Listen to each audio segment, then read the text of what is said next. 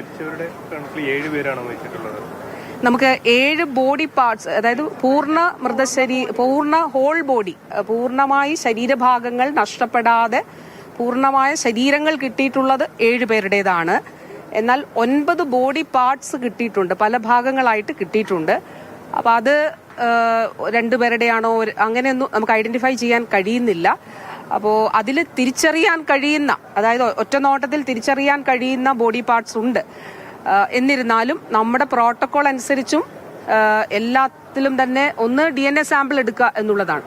ഈ ശരീരങ്ങളെല്ലാം തന്നെ കത്തിക്കരിഞ്ഞ അവസ്ഥയിലാണ് ഉള്ളത്. പിന്നെ ചില ബോഡീസൊക്കെ ഐഡന്റിഫൈ ചെയ്തത് ഇപ്പോൾ കടുക്കൻ ഉണ്ടായിരുന്നു, അങ്ങനെയൊക്കെയുള്ള ചില കാര്യങ്ങൾ വെച്ചിട്ട് ഐഡന്റിഫൈ ചെയ്തിട്ടുള്ളതാണ്.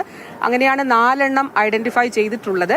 ഒരു തർക്കങ്ങൾ ഒഴിവാക്കുന്നതിന് വേണ്ടി DNA സാമ്പിളിംഗ് നടത്തണം എന്നുള്ളത് തീരുമാനിക്കുകയും എത്രയും പെട്ടെന്ന് മണിക്കൂറുകൾക്കകം തന്നെ നമ്മുടെ RGCBയിലെ വിദഗ്ധ സംഘം ഇവിടെ എത്തി അതിന്റെ സാമ്പിൾസ് എടുക്കും.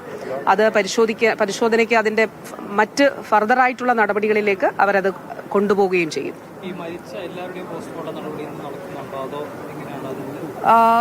എല്ലാവരുടെയും തന്നെ ബോഡി പോസ്റ്റ്മോർട്ടം ഓട്ടോപ്സി ചെയ്യുന്നതിന് വേണ്ടിയിട്ടാണ് തീരുമാനിച്ചിട്ടുള്ളത്. നമുക്കിതിനൊരു SOP ഉണ്ട്.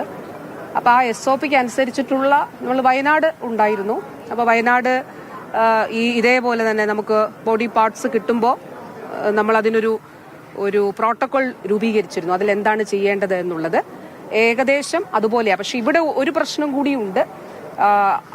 ഇവിടെ നമുക്ക് കുറച്ചുകൂടി മൃതദേഹങ്ങൾ തിരിച്ചറിയാൻ കഴിയാത്തൊരു അവസ്ഥ കൂടിയുണ്ട്. കാരണം പൊള്ളലേറ്റ് കരിഞ്ഞ സാഹചര്യത്തിലായതുകൊണ്ട് കുറച്ചുകൂടി തിരിച്ചറിയുക ദുഷ്കരമാണ്. അപ്പോൾ അതുകൊണ്ട് തന്നെ ചിലപ്പോൾ ഈ ഹോൾ ബോഡി പൂർണ്ണ ശരീരങ്ങൾ കിട്ടിയവരുടെയും സാമ്പിൾസ് DNA പരിശോധനയ്ക്ക് എടുത്തിട്ട് ചിലപ്പോൾ ഐഡന്റിഫൈ ചെയ്യേണ്ട ഒരു സാഹചര്യം ഉണ്ടായേക്കാം എന്നുള്ളത് മുന്നിൽ കാണുന്നുണ്ട്. ഏതായാലും അപ്പൊ ഇന്നിപ്പോ നമുക്ക് അധികം കോളുകളൊന്നും ആശുപത്രിയിൽ അങ്ങനെ വന്നിട്ടില്ല എന്നുള്ളത് പറയുന്നുണ്ട്. ഇത് വിവരം അറിഞ്ഞ് നാളെ കൂടുതൽ ആളുകൾ ഒക്കെ വരാനുള്ള സാധ്യത മുന്നിൽ കണ്ടുകൊണ്ട് തന്നെ കളക്ടറേറ്റിലും അതോടൊപ്പം തന്നെ ഇവിടെയും 24 മണിക്കൂറും പ്രവർത്തിക്കുന്ന കൺട്രോൾ റൂം വെൽ അപ്ഡേറ്റഡ് ആയിട്ടുള്ള അപ്പോഴുള്ള വിവരങ്ങൾ അറിയുന്ന താലൂക്കിലും വില്ലേജിലും കൂടി അതിന്റെ ഭാഗമായിട്ട് ഉണ്ട്.